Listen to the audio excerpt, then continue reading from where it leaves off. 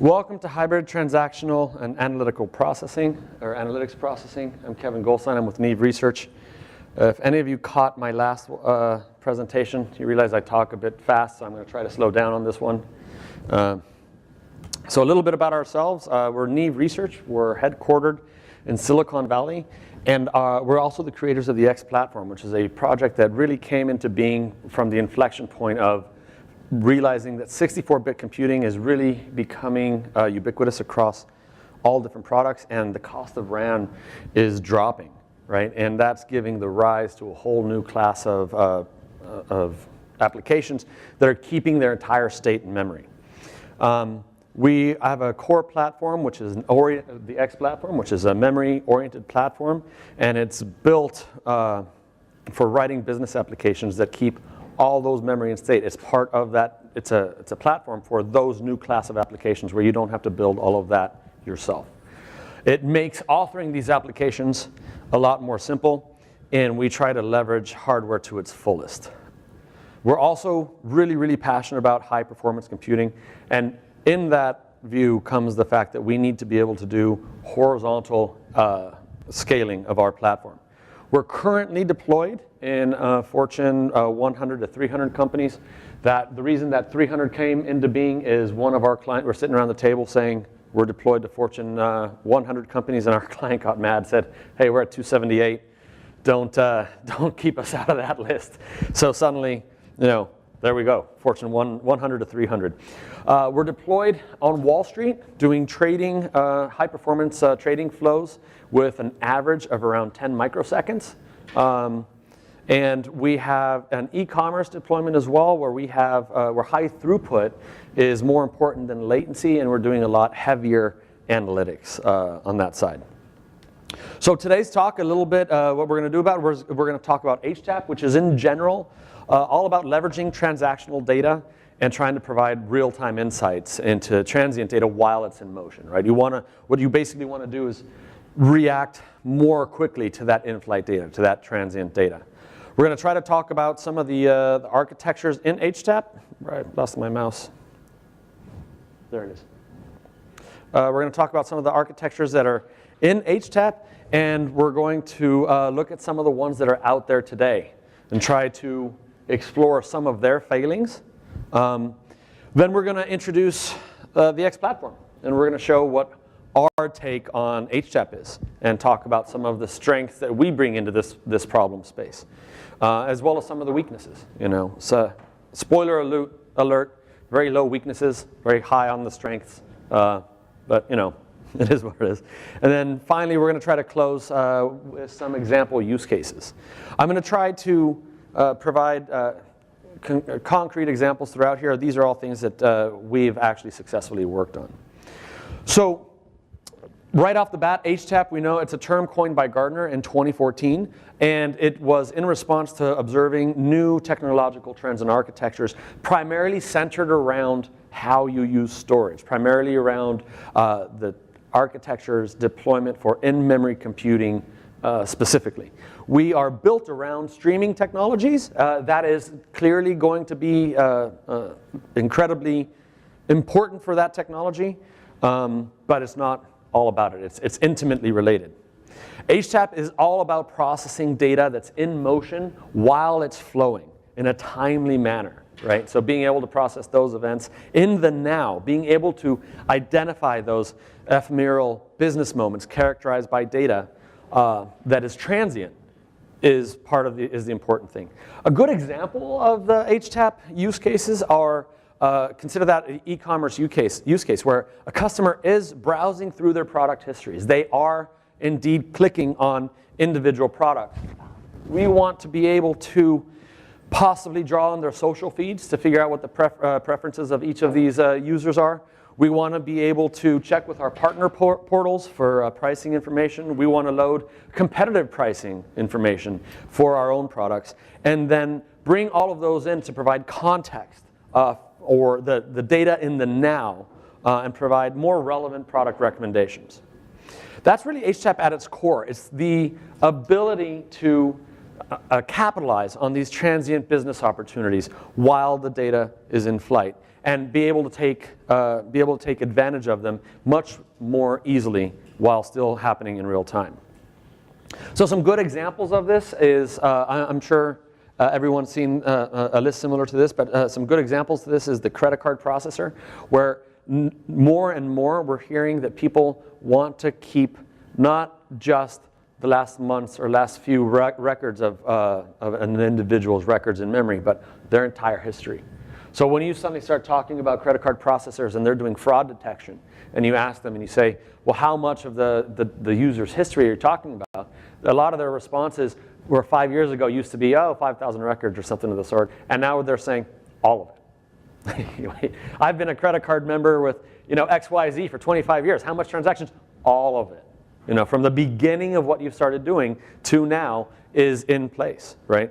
Again, and one of those examples that I talked about is personalization engines, being able to draw on your social media exchanges, being able to draw on your product partner portals, combine that information in real time, and provide you with much more useful recommendations. Those recommendations are getting more complicated as well, because people are being able to say, hey, I'm not just interested in what this particular user has bought in his history or what his previous browsing records has, but instead they're looking at similar products across all users. And this is something that you've seen quite commonly, say on, for example, Amazon, where hey, if people who liked this toothbrush also like this toothpaste, and they're feeding that into machine learnings, which are quite heavy, machine learning algorithms themselves, which are quite heavy processing, but they're able to provide much better correlation onto this stuff. Another good examples are these IoT processors saying, hey, we realize that a particular fan on a car is spinning at a lower rate, and we're able to conceptualize that and realize that that engine might be running hot. We're able to run out of, we're able to provide more context. And one of my favorite examples, I'm a finance guy, right, is the nightmare. Something that happened in 2013, where Knight Capital Markets lost $400 million in the space of an hour and a half. And what happened there was one of their products went crazy. They had one of their junior developers was using reusing a Boolean flag. So even when the DevOps guy said, wait, stop and roll back, right? That didn't solve their problems. It just exacerbated it. And if they'd been taking into account the entire context of trading, of what's going on in the market versus what you're doing, instead of just individual trades, that nightmare situation may not have existed, which ultimately led to that company's demise. Right? They ended up being bought by other people because of runaway software. It's one of the better examples of where HTAP not only would have provided benefit to your users and customers, but in this instance would have prevented massive financial loss. Right? So that processing in context is important. A good rule of thumb is,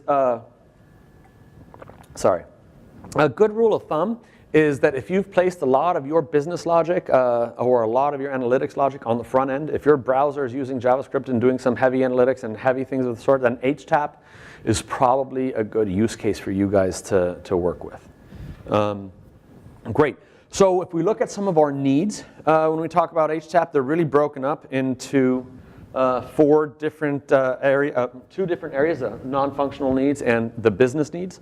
The non-functional needs are the things that most developers you'll hear from. Typically, you hear things of, I was able to handle 10,000 transaction processes per second, or 10,000 transactions per second. I processed 1 million messages a second, things of the sort. They're really broken down into these 4 areas, right?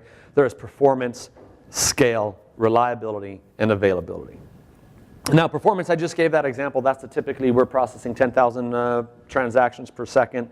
But what I like to keep in mind is if I'm able to provide a higher performance on a lower scale, on less machines, right, that saves me a lot of infrastructure cost, right? So if we're able to do things at the speed of, say, 4 or 5 or 10 machines instead of 50 or 60 or 100 machines, right, that's a large reduction in infrastructure cost. Actually, that's a large reduction in cost, not just infrastructure, but DevOps, and then cost also comes in the guise of maintenance, right, going forward. So you have a lot less maintenance cost as well. That brings us to scalability. No matter what architecture you pick you are going to hit a wall. No matter what design you pick, you're going to hit a wall. If your company is successful, I was actually speaking with somebody yesterday that they were saying their data, the amount of data that they have to deal with is doubling every 3 months. And that means you're a successful company. You can't stop and go back to the drawing board and say, "Woohoo, we're making money. All right, let's throw this whole thing away and redesign it." Right? You can't do that. You've got to be able to grow with your business. One of the many instances when we talk about HTAP that you'll run across is you're handling tens of millions of records in an application working set, right? And you need to be able to scale linearly with the business as well as horizontally.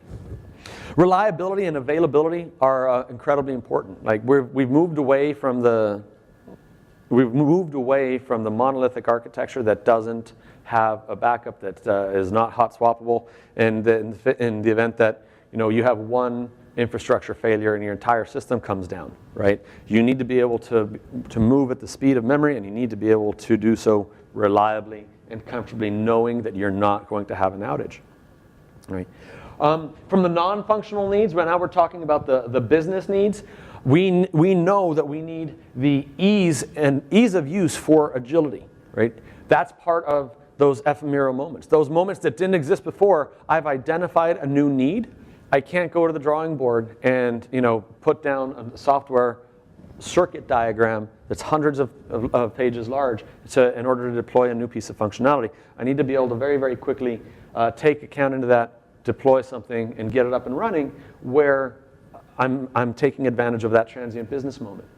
Furthermore, I don't want my developers to have to worry about all these non-functional needs. It's very difficult for me to ask my developer, "Hey, we've identified a new business moment, go write something that's going to take advantage of it. Oh yeah, and by the way, while you're doing that, make sure that you're not impacting performance, that you can scale things horizontally and linearly, make sure that your state is partitioned correctly, and make sure that you're doing this in a high availability zone method." Right? You need to be able to do all of these things transparently and easily. And lastly is the intelligence. More and more, these functions are getting more complicated, right? So we need to be able to update and maintain those complicated business functions. We need to be able to absorb new streams coming into our systems. As we become more successful, we are intelligently, as your business becomes more infectious, you need to intelligently absorb more streams so you can quickly react to those business moments. So let's look at some of the simple architectures that we started out with. And again, when I say we, I'm talking about the technology industry as a whole, not myself, Kevin, or NEEVE Research.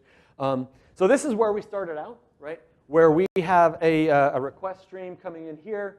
It's being passed into a relational database. And then we have analytics are reading from this relational database, and then trying to pass some information back to this application. Now, if we go back to that e-commerce example, right? If we have that logical view, where we want to monitor what a particular client is doing. Maybe they're clicking on a particular product. Ideally, we want to store that customer's click in a relational database, right? Then we're going to have that analytics engine is going to be reading that stuff from that database and correlating it with other products of the same sort, correlating it with other users of the same pattern, doing some of those advanced analytics, right? Then doing some of those advanced analytics, right? And the problem here is that we're looking at the same table. We're looking at the same code, right? So this application, this request stream, is actually very update intensive, but with very short transactions, lots of them, but very, very fast, right?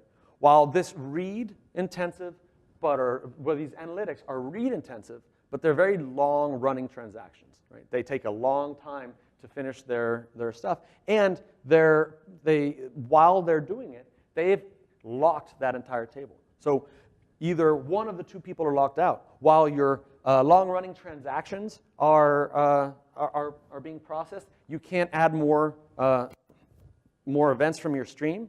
Or while your events from your stream has a lock on that table, you can't kick off these long-running transactions. So very quickly, this becomes untenable, right? This is a good approach for smaller sites, but anytime you start scaling up, again, as your company becomes successful, you have a hard time keeping up with this. Great. So where did we go from there? somebody had the bright idea of saying, let's break up these databases. I mean, the big problem, right, is this contention. The big problem is the fact that we've got these two tables being, this one table being shared across different people. So what we can do is we can introduce an operational database, right, and a data warehouse database. Now, all of my analytics are going to be coming out of my data warehouse database, and all of my transaction processing is going to be going directly from my request stream into my operational database. And this is nice. This is a good idea. But unfortunately, we have to introduce ETL tools, right, in order to make that copy from the operational database to the data warehouse. And ETL tools introduce latency, right? So it's well and good that we can now put things into my operational database free of throttling, right? But with this latency of being copied back, that's not being surfaced into the data warehouse. And if I can write things in, it's great that I can write 10,000 transactions into my operational database, but if it takes 10 seconds for my catalog to come back, then I've missed that particular moment, and it's passed. Now, I don't want to say that this architecture is a complete throwaway architecture. It's actually, it's got some good points. It's actually quite useful for historical analysis. It's just not appropriate for HTAP. One of the other big things that I like to talk about or point out from ETLs is that it introduces this data duplication. A lot of people end up requiring the same records, but in different formats. And so they're copying the same pieces of information again and again and again, and you end up having that record in 4 or 5 different places. A little bit more on, if we look at the report card for ETL, a little bit more problems. So it does help with this scalability problem, but it does not alleviate our speed problems, right? It does not alleviate our operational data copy transactions, because we still have to make that leap from the front office to the back office, right? It also doesn't really help with the agility side, because we have this data duplication and we lose data lineage because we're doing so many copies between the ODS and the data warehouse. And the ETL tools themselves add an extra layer of complexity. If anybody's ever dealt with these ETL tools, they need to install them, maintain them, run them, make sure they continue to run. There's that extra layer of complexity on top of your system that already exists. So where do we go? Well, enter HTAP databases, right? In general, HTAP databases are in-memory databases that that make use of in-memory techniques to get around these problems. Typically, they are using multi-version concurrency control as an example. And what this allows you to do is basically sandbox off individual transactions so that additional people are, anytime you have an additional request coming on top of it, it's going to be added to it. It's going to be added to it, and you can, but it's not going to affect the current list, right? Because you've got that version already cut off. So you have these long-running transactions that can be kicked off without impacting these higher rate events going into the database. Right? It allows you to do higher loads and ingest a lot more data without a massive change. So let's look at how the HTAP database builds into our system, right? Into our architecture. With these databases, we get to go back to that original, less complicated design, right? Because with the MVCC, I can build out that architecture where I can run my analytics off it. So that's nice. I've eliminated that data duplication, right? I've allowed my current running analytics without redesign to continue using this. And I've also allowed myself to add page views being added dynamically in the face of current analytics running. But it doesn't really solve our scalability problem. And then it exposes some additional problems. Now, these problems were actually present in the previous slide as well, but if you start talking about the pecking order of how bad things are in the lines of these slides, they weren't surfaced enough. One of the big issues that I'm talking about is the mapping of objects, right? That this impedes agility. The mapping of objects from your application into the database, and the analytics being able to read from that as well. So where do we go from here? Well, enter microservices. Now, microservices are designed to decompose applications into their individual services that perform business functions and keep private state and then communicate with each other purely over messaging. They narrow the focus of the business functions that you're trying to use.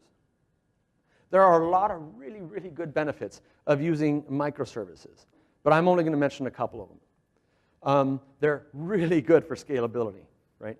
The only way to update state with a microservice is going over that messaging system. So you've got your own, that messaging or that microservice is the only owner of that state. So you don't have to worry about contention there. They drastically cut down on transaction time, right? And the breakout is able to keep it private to individual microservices. And we're going to look at one of that benefit in a minute as well. Right now, actually, sorry. So now with this introduction of microservices, right, I'm able to break out this service A into partition 1 and partition 2, right? And with advances in smart routing, I can make sure that the messages are being sent directly to the appropriate partition within that microservices. We've now striped the data. So suddenly, we've got this horizontal scalability possibility, right? I have now, so one of the things I like to mention in this particular slide is I'm using 2 HTAP databases. In this instance, we don't have to use 2 HTAP databases. I was just trying to make it consistent across the board. So again, here, our analytics don't have to change, right? Our HTAP databases are going to be handling our flow, and our microservices have separated stuff out, and they provide us with this horizontal scalability. This is a fairly viable solution. If somebody presented you to this solution on the board, this is something that could work. However, it's not optimal. There are still some problems with this solution. Some of them have to do, there are still some problems with this solution. Some of them have to do primarily with performance, right? We've updated the contention handled by microservice, so that part's easy, right? We still have some problem of scaling because of who owns that particular data. The next big problem that suddenly as we're getting better and better, we're able to more clearly identify where performance is having an issue, right? So we suddenly realize that transaction performance is not optimal because I'm storing things on that remote host, on that remote database. No matter what happens, right? I'm getting a request coming in, and then I'm going to store that request on that remote database. So it's not just one hop, right? But it's 2 hops. It's 1 hop from the request, and then I've got to get the reply as well. So we've got to stream that information. And that round trip time is inversely proportional to the processing time. The higher that round trip time, the lower my processing time. This scales, but it's sort of hard to scale wider. This is not a technical scalability problem, but an operational one. It's difficult to manage, right? And also, there's still that clarity issue. Who owns the database schema? Who owns how objects are represented and how objects are pulled for analysis, right? Who owns the mapping of how you put a request in versus how you take the analytics out? And that becomes another operational problem, because if you find yourself trying to put stuff in from, to do an upgrade from your request and trying to pull that out from a response, you end up sometimes having to do that in lockstep. So the X platform helps you take this to the next level. The X platform is a memory-oriented platform for building multi-agent transactional applications. And what we let you do is keep that business state in conjunction with the promise. We're moving you to that full promise of in-memory computing, right? Instead of keeping your state in HTAP, that difficulty of mapping between the transaction processor and the analytics, that state is private to its own microservice. And this allows you to ingest data a lot faster. So if we look at, this is the overall picture of what the X platform does. And we look at 2 primitives that we really give you that allows you to work at a faster and more complete rate. The first primitive is this high availability. It gives you the notion that memory is durable. That means when you make a change to your state, that change, that change is being persisted. It is completely durable. And we also give you message primitives. Once we accept that we're moving to the microservice architecture, then we have applications that interact with each other over messaging, right? So you're not messing with somebody else's state. That state is now private. Now, that state private is actually very tricky to manage inbound streams, processing, and outbound streams, right? So it's difficult to receive, process, and consume, and then send out the messages. But what you really need is to be able to do this action in one atomic operation. And we provide that. We have what's called an atomic event processor. I'm not going to get into the mechanics of the atomic event processor. That's for another presentation. But we have additional talks on it. So there are three characteristics of this platform that we'd like to mention, right? It gives you that simplicity that we first started talking about, right? That lets you quickly and with great agility react to those business moments. Applications get to treat those memory objects as durable. That means once you make a change to that memory object, you can make that change with the same knowledge that something was written to disk or to database. And the communication between these applications is fire and forget, but exactly once guaranteed, right? So it's not at least once, it's not at most once, it's exactly once guaranteed. And this changes how our programming model looks, right? Our programming model at this point gets a lot simpler, where developers are creating messages and developers are creating state. And you move into this model where you're really writing methods that accept those messages and state is surfaced to you. And all you have to do is worry about your business logic. You then apply those changes from your business logic into your state with the full knowledge that that state is going to be backed up and you're not going to be receiving duplicate messages and there's not going to be data losses in the event of failures, right? Because we have how we build this, there's a couple of really good things that we get out of this. As part of our build chain, which by the way is incredibly, which is already integrated with your IDEs, you get the support of off-heap semantics right out of the box. And we've gone out of our way to guarantee, we've gone out of our way to make really fast serialization. And that fast serialization is how you communicate with other processes, right?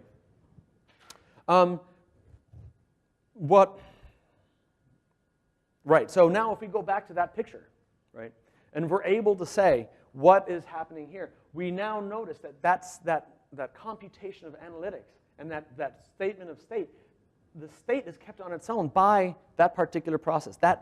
We now have the ability to drop new functionality in and respond to incoming click events very, very quickly. And we can asynchronously, yet transactionally consistently siphon out that data and put it into the HTAP database. What I'd like to point out is that the HTAP database is still in this picture, right? We're not saying that it doesn't have a place in your enterprise.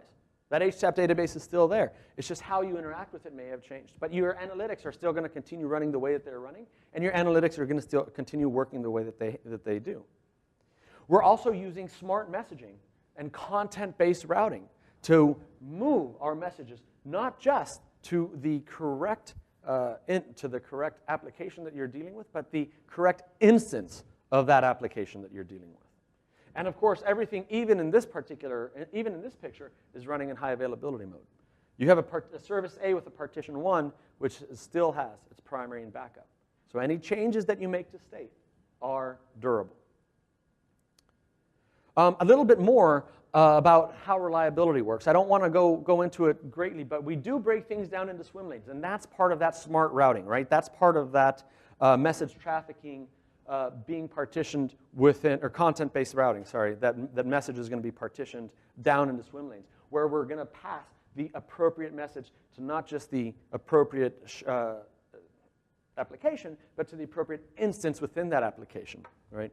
And since we have instrumented the state that you're working with, right, we know when you modify them. And only those modifications are passed from the primary to the backup. And it's done using pipeline replication. So we're not polluting the same messaging channels that you're using, right? We're actually passing that off using our own channels from our primary and our backup. And because of how we've structured our process, we don't have to wait for acts from the backup, right? That gives us the ability, because we don't have any synchronous events happening in within our process, it gives us the ability to much more quickly ingest additional data, much more quickly ingest a higher rate of streams. And this picture is really called the atomic event processing, where it executes once and only once. And that's one of the guarantees that our system provides you. So if we go back to this report card, right, and we look at the four things that we started out at the beginning, we talk about scalability. Well, yeah, right? We have the update. We've eliminated the update contention in the microservices. And we're now, though, interestingly, we're able to scale out by the individual metric that particular microservice is interested in, right? So instead of having to fit the application running with the best piece of information that you're surfacing to, you've got individual pieces of information that are scaled by business function. Right? As performance, we give you maximum throughput because state is living right next to the place that computes it, right? So we're working at the speed of memory. And the local state allows in-transaction analytics as well as much faster processing time. And in-transaction analytics are some of what I like to call, as a good example, is that lightweight fraud detection. So if you can do a very quick check to make sure that if somebody's processing a credit card transaction in LA, and 10 minutes before that they were processing a credit card transaction in New York, that might be a problem. And we can help surface that. And along with our change data capture, always allows you asynchronous write for guaranteed messaging. Also, so far as reliability and availability, with that pipeline replication, you get that hot backup, right? You have the primary and the backup, which helps you keep the message being durable. And journaling storage, which is our high-speed journal transaction manager, as well as putting that into change data capture that's going to remote data centers if you so choose. Right? This methodology provides you with the ability to create microservices that are much more agile. And because of that, they have a lower risk for delivery. Right? You get fire and forget messaging, and you get objects that are transparently persisted atomically. And that atomic part is important. And then your developers get to work only on business logic. There's no infrastructure bleed, and there's no non-functional concerns that have to be added into your process. Great, so I'd like to walk through some of our real-time use cases. One of our clients is MGM Resorts, right? And they took 4 months to do a pilot project.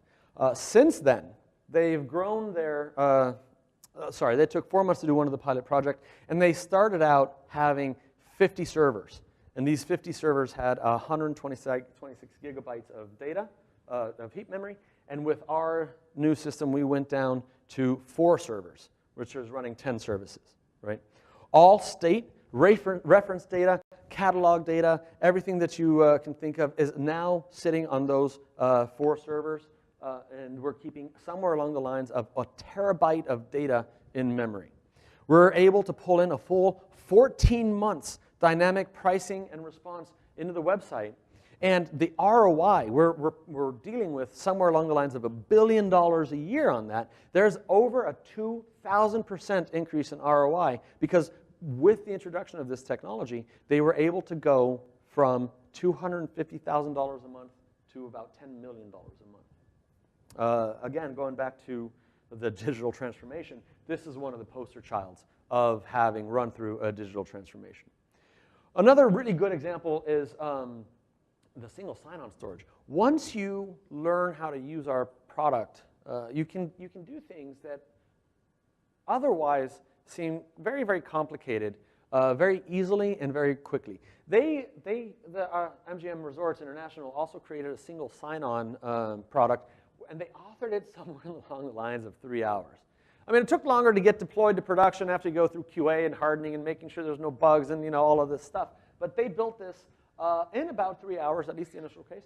And now it's up and running. It takes about 10 milliseconds response time and handles upwards of 20,000 updates per second.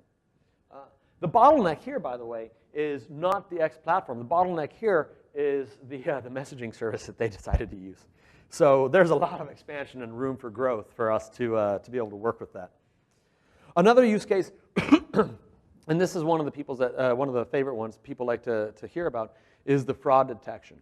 Right? So we partnered with one of our vendors called Code 41, and they were hired to do credit card transaction processing as well as fraud detection. And some of the numbers that I like to throw out are they have currently, they're running with 200 merchants. They have 40,000 card holders, 80,000 cards. They were keeping, I think at the time, 1 year of card history. I think that's probably gone up. And they were able to keep all of this stuff running on just 2 servers and managed to have a 7,500 a second authorizations per second. This is running in full high availability mode, and your response time was around 1.2 milliseconds. That full high availability mode, I think, is actually quite important, because if you think back to what happened to Visa last Thanksgiving, right? Visa suffered an outage. I don't know if it was worldwide. I don't know if it was only in the United States. But they suffered an outage, and they weren't able to process things for 10 to 15 minutes. I mean, if you want to talk about a use case for high availability, that's one. We really want you to have a look at our stuff. We've got our core service is called Talon. It's a piece of one of the products of the X platform. And the user manual's online. You can have at it right there. We also provide a very large, or not a very large, a nice list of projects in GitHub that use this particular product. They're open. You can download it, kick it around, play with it, get it up and running. The Talon itself is free to use as long as you're beneath an 8 GB heap size. So you guys can bring up as many of these examples as you want. You can write your own and give us a call. We'll even